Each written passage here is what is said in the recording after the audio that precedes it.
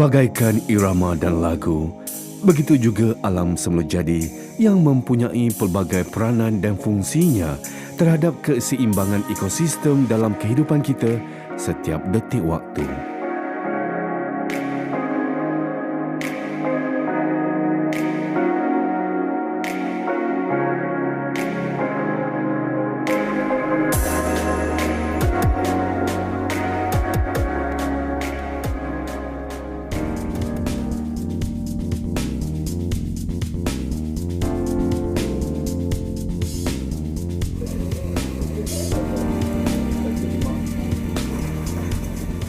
Alam dan sumbernya memberikan 1000 makna kepada mereka yang berusaha.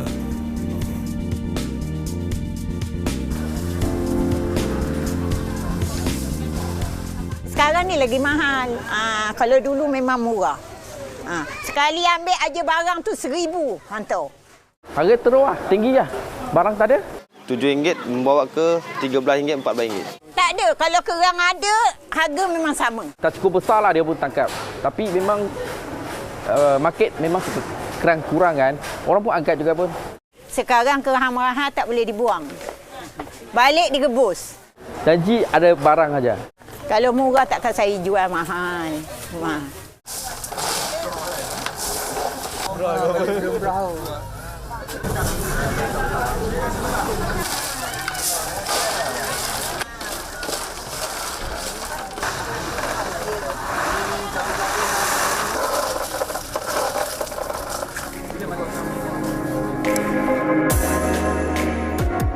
Kerang yang dahulunya melimpahi rezekinya kepada penternak dan nelayan di Malaysia, kini seakan retak menunggu pecah.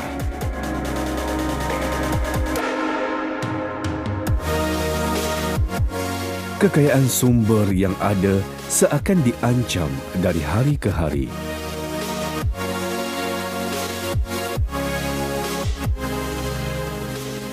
Pengenalan projek kebun kerang di Selangor bermula pada tahun 2006 sebanyak 200 lot ternakan kerang bagi 3 daerah iaitu Kelang, Kuala Selangor dan Sabak Bernam.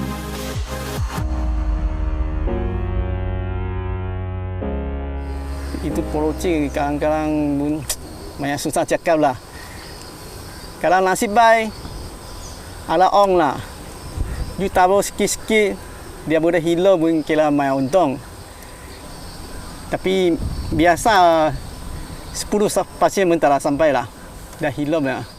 Kalau lesen, bukan sini punya orang. Kamu saya punya. Bukan sini punya orang. Kalau tengok tu perekalan mari dah sudah lari sini dalam 100 orang semua penuh. Betul lah.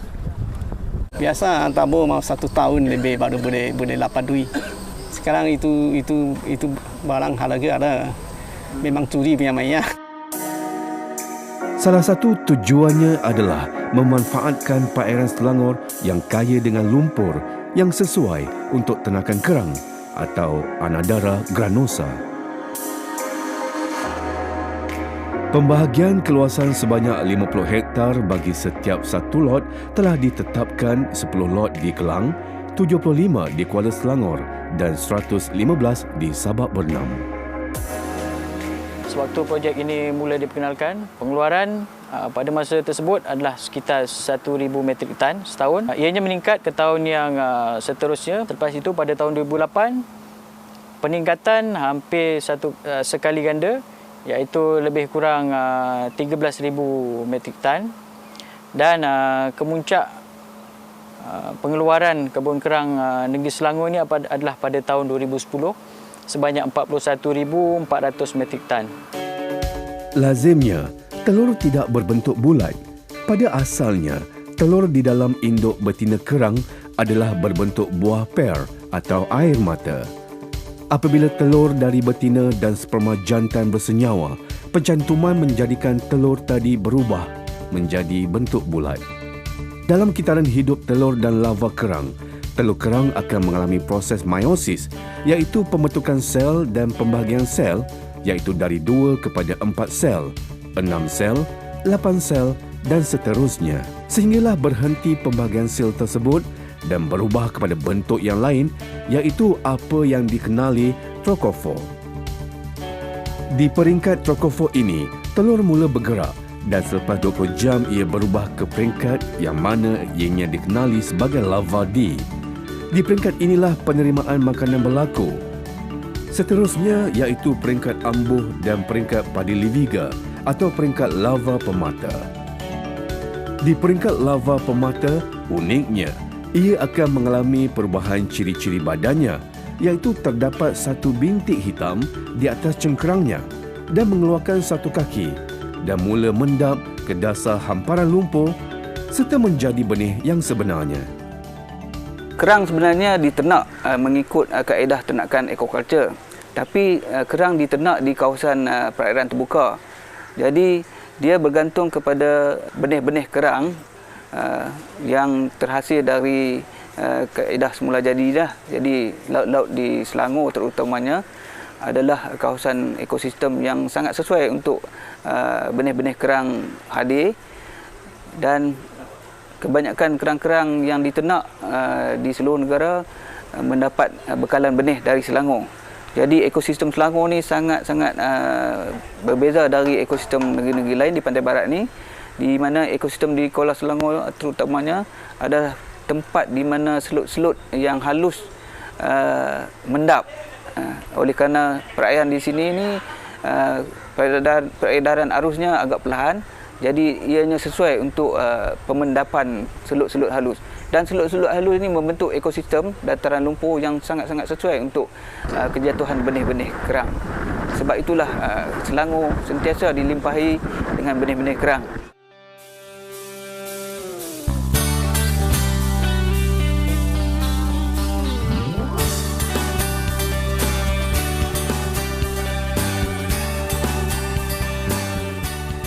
Menjadi rutin tugas kepada pegawai perikanan dalam memastikan peraturan dan undang-undang yang ada diikuti dalam proses penjualan kerang.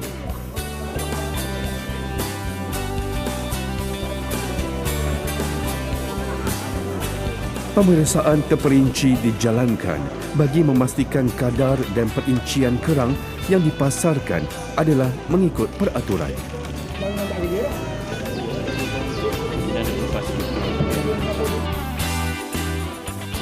Okey, saya sekarang ni, kalau kita ikutkan tengok ni, adalah saya 24 mm lah.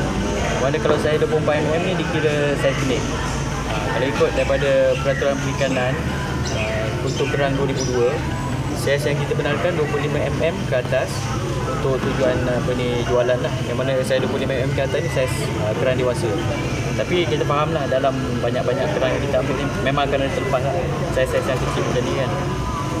Okay, rata saiz kerang yang ada di pasar sekarang ni adalah saiz 28 hingga ke saiz 33 mm. Yang mana saiz ni adalah saiz yang biasa terdapat di pasaran sini lah.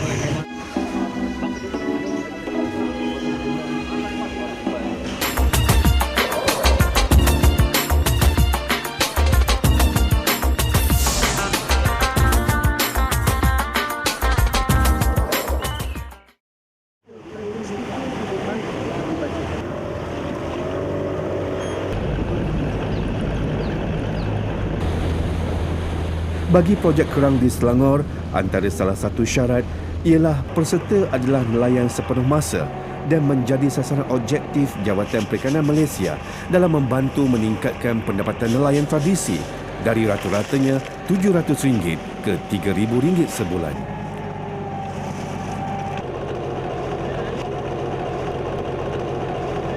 Atas usaha yang dilakukan Jabatan Perikanan, pengecualian bayaran lesen menduduki sementara atau TOL dengan bayaran sebelum ini mencecah RM10,000 setahun telah dapat membantu nelayan dan penternak dari segi kos operasi yang dilakukan. Kini, nelayan hanyalah perlu membayar permit dan lesen sistem kultur laut sebanyak RM250 setahun.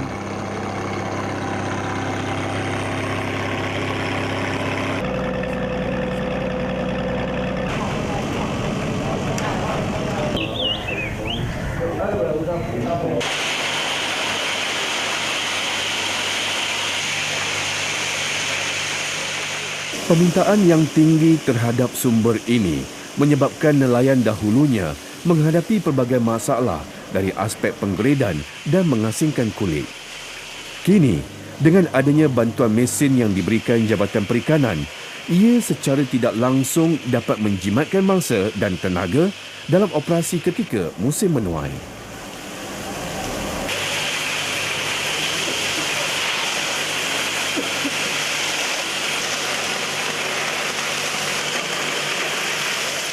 Mengikut Peraturan Perikanan, Pemeliharaan dan Kultur Kerang 2002, benih kerang di antara saiz 4 mm hingga 25 mm.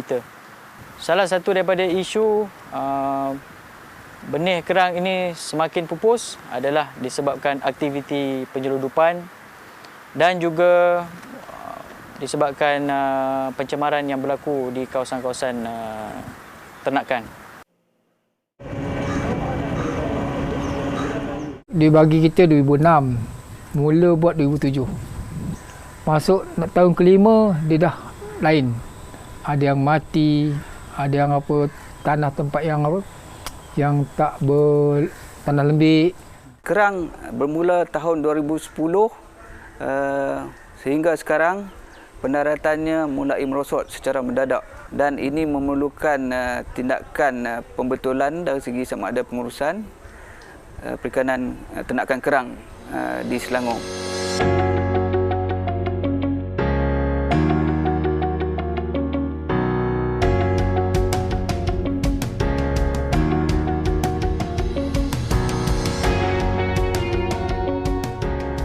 Lantaran pelbagai andaian sebelum ini dilontarkan, ekoran kemerosotan penghasilan sumber kerang akhirnya mendorong penyelidik-penyelidik dari Jabatan Perikanan untuk menjalankan kajian secara terperinci terhadap habitat dan ekosistem di tapak kebun kerang di Selangor, khususnya aliran air sungai di Sungai Buloh.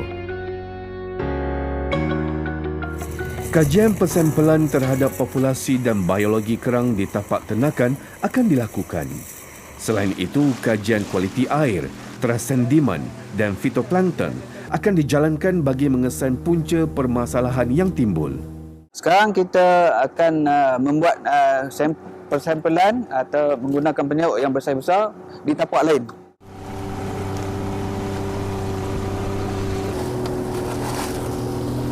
Okey. Okey. Apa yang kita perhatikan sekarang ini adalah kerang-kerang yang telah diternak sebelum ini dan telah mencapai saiz yang agak seragam dan kita akan mengambil sampel untuk tujuan analisa lanjut di makmal. Sekarang ni masalah kerang ni di Selangor adalah disebabkan kerang-kerang yang diternak ni cepat mati. Okey. Jadi berbeza dengan hasil tangkapan pertama tadi, di mana hasil tangkapan bersih, tidak ada kerang-kerang yang mati, tapi di tapak ini boleh dilihat banyak kerang-kerang yang telah mati.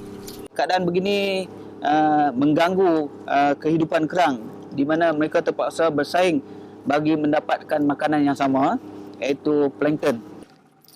Jadi tapak-tapak ini ternakan sebegini sudah tidak sesuai lagi untuk ternakan kerang dan kita perlu menjalankan kajian lanjutlah bagi mengenal pasti kenapa terdapat perubahan macam ini, terutamanya dari segi kualiti tanah dan kualiti air lah.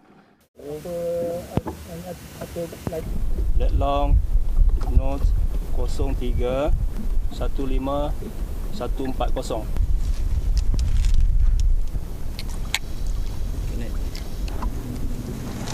Kedalaman 1. The probe into the water. The meter here shows we have a temperature of 29.3, a conductivity of 20.5, oxygen levels are about 5, which is quite okay. pH 7.2, indicative of estuarine brackish water. We have a salinity of 14, which is also indicative of estuarine water between salt and fresh water. Okay, next what we're doing here is the measurement for chlorophyll A. That is the temperature of the seawater is 29.9. And the chlorophyll level, according to our present measurement, is 15.2. This is a sufficient amount of chlorophyll, so our water here is quite rich with plankton, and I think food source for the cockles is not a problem.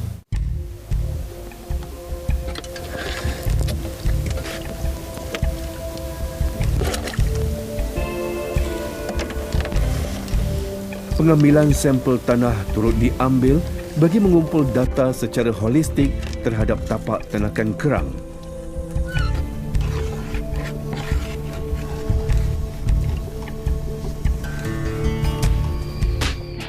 Bagi pengambilan sampel air, sebanyak 3 peringkat lapisan akan dijalankan, iaitu dasar, tengah dan atas akan diambil dan dianalisis di dalam makmal.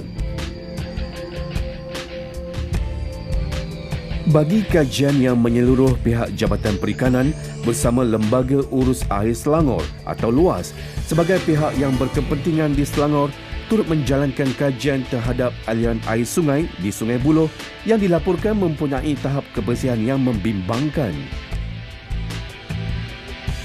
Sungai sebagai indikasi utama terhadap punca pencemaran, kajian diteruskan menelusuri ke aliran sungai di aliran atas bagi mengenal pasti kedudukan dan lokasi punca pencemaran yang berlaku.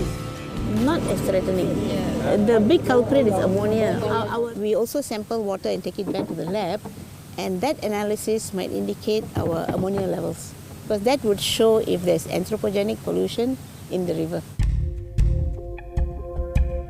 Pengambilan data dan punca aliran air dari kawasan perindustrian serta aktiviti pembukaan tanah secara tidak terkawal juga turut dilakukan.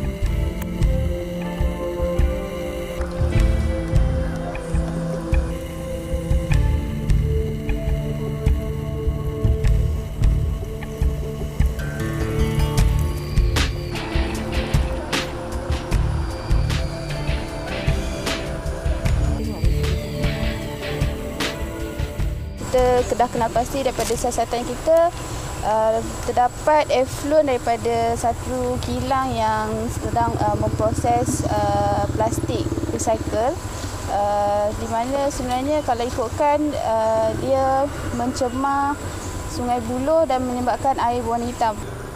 We are here to see the dissolved oxygen level because we saw that the effluent water is very grey, very murky, and our oxygen levels are very, very low. From our meter, we are getting now only 0.4, less than 1 part per million, which is, I don't think anything can live in this kind of water. Absolutely no oxygen in the water to maintain aquatic life.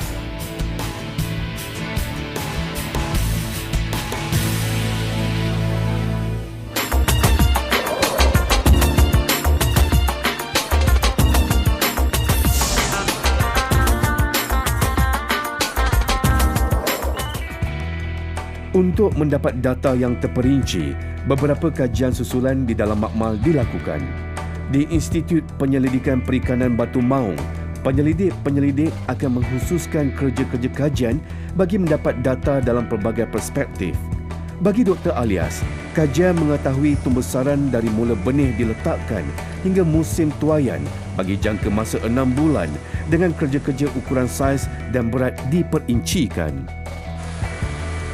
Bagi kajian pengukuran kandungan amonia terhadap populasi kerang yang sangat berhubung kait dengan ancaman yang berlaku di tapak ternakan, proses kajian amonia secara berperingkat dilakukan. Berdasarkan kajian yang telah kami jalankan di kawasan ternakan kerang, telah dapat tahu bahawa paras amonia adalah agak tinggi. Jadi untuk membuat tafsiran kesan amonia ini kepada kerang-kerangan, kami sini telah set up satu eksperimen bioassay di mana kami akan mendedahkan kerang kepada paras kepakatan amonia dari paras rendah kepada paras yang tinggi, dan kita akan tengok kesan toksik amonia ini ke atas kadar makanan kerang. Jadi pemerhatian yang kami buat adalah selama 96 jam, dan dalam masa ini kita akan nampak sama ada makanan yang kami bagi kepada kerang ini habis dimakan ataupun tertinggal. Dari situ kita akan buat kesimpulan sama ada amonia itu membawa kesan negatif kepada kerang atau tidak.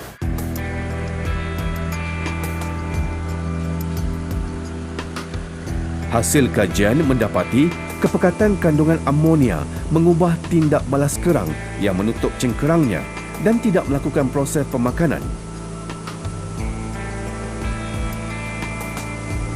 Dengan itu, kajian yang dijalankan oleh Dr. Syahuntala sangat tepat di mana kandungan amonia menjadi faktor utama terhadap kematian kerang. Kajian pengesanan penyakit dan kadar tumbuh-sarang juga turut dilakukan di NAFISH dalam menentukan status kematangan kerang.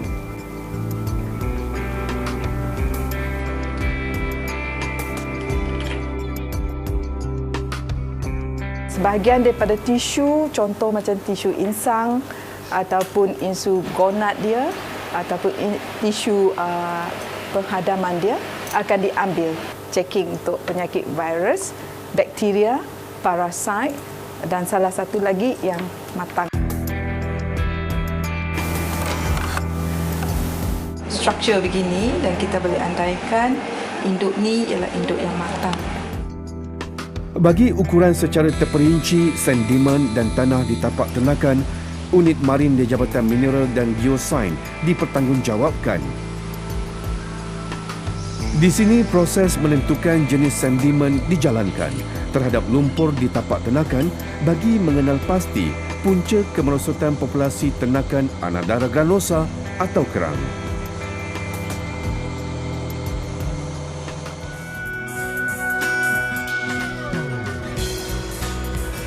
Di FRI Pulau Saya, kejayaan penentuan dan pembiakan secara aruhan di dalam makmal turut dilakukan oleh Jabatan Perikanan. Bagi proses ini, induk kerang bersaiz 30 mm akan diletakkan di dalam lumpur atau tanah tangki semayan pada kadar 5 cm, iaitu menepati kehidupan kerang di habitat asal.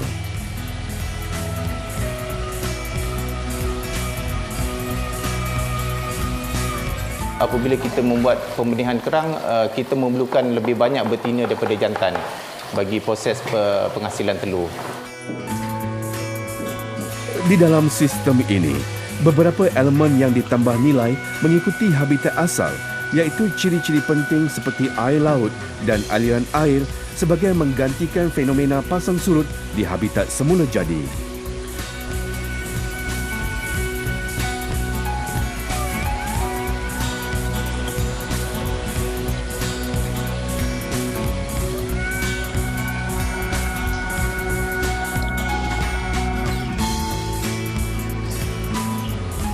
Sejumlah 30 hingga 50 ekor induk kerang yang telah disesuaikan keadaannya selama 3 hari kemudiannya akan dicuci dan dimasukkan ke tangki aruhan bagi proses pembenihan.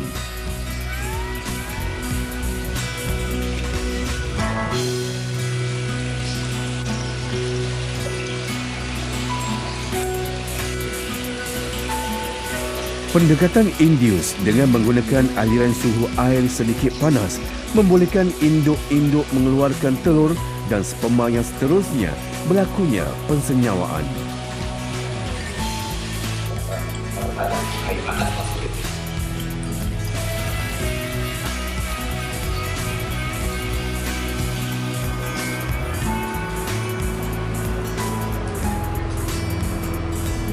Dengan kejayaan pembenihan di dalam makmal, ianya menjadi satu tanda aras kepada ukuran sumber yang kita ada dalam usaha pengekalan sumber yang berterusan.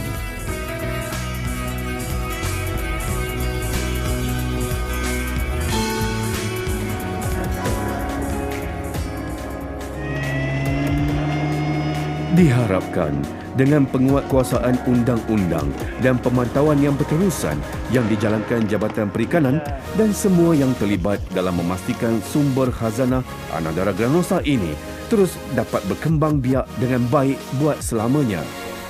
Ini kerana pemeliharaan sumber dan alam semula jadi yang kita ada kini dapat dinikmati oleh generasi ke generasi.